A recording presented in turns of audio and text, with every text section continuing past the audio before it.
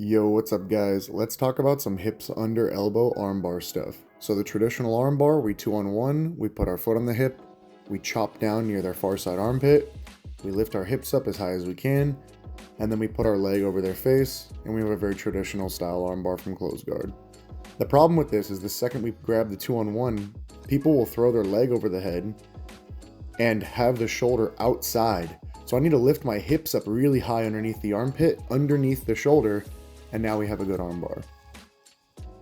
A more effective competition style version of a regular armbar is doing a cross grip on the wrist, and now I do a cross collar and I force my elbow into their elbow and their tricep. This is how Hodger does his, trapping their elbow across the center line.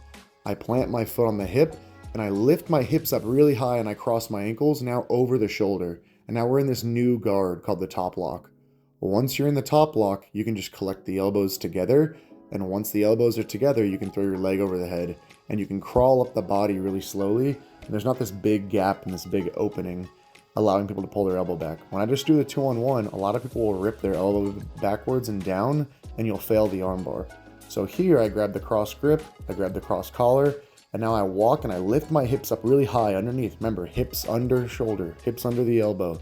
And then I cross my ankles over the shoulder, and now we can switch to our armbar. It's like a little stopping position for that little top lock.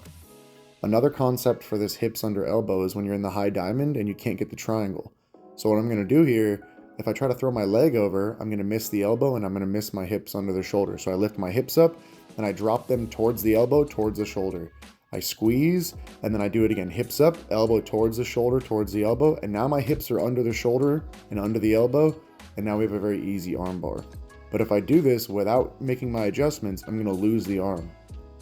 Another good example of this is when people posture out of our triangle, hips up and over, hips up and over, and then we have a very easy armbar transition here. But I need my hips centered under their elbow, under their shoulder.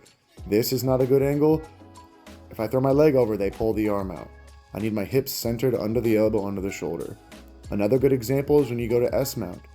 We walk one arm up and then we slide our knee as high as we can. Preferably, I take my knee under my partner's head. I'll show it from the other side here for a better angle. I walk one arm up and I slide my knee above my partner's head. Now his elbow is centered under and in the middle of my hips. My knee comes up as high as I can. What I don't want to do and what I don't want to see is people do this. They try to step into S-mount, and this allows them to pull their elbow down. Why? Because the center of my hips isn't under their shoulder. If I walk the arm up and take my knee over the head, above the head, there we go, slide around the corner above the head. Now his elbow's in the center of my body. Right here, I open up my gi to show it's like literally where my belly button line is, his elbow is, because my knee's above the head. I collect the elbows, we lean forward, and now we have a good arm bar. Again, guys, hips under elbow, hips under the shoulder. Don't throw your leg over early. Until next time, let's get it.